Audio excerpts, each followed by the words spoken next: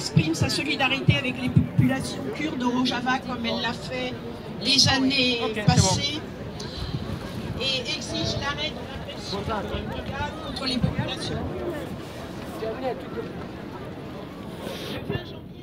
Franchit la frontière de la Syrie pour attaquer plusieurs villages kurdes dans la région d'Efrin au Rojava.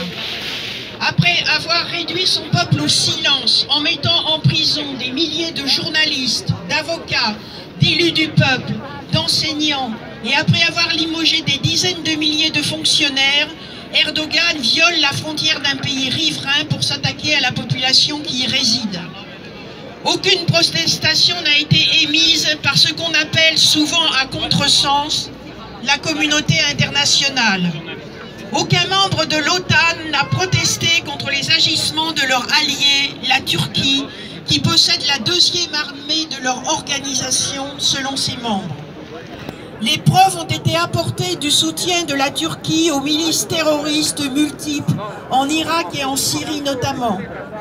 Celle-ci avait agi principalement contre la population kurde, souvent en lien avec l'armée turque.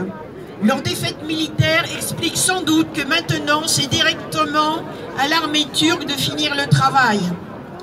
Bien plus, le président Macron a reçu en grande pompe le président Erdogan en France il y a 2 semaines.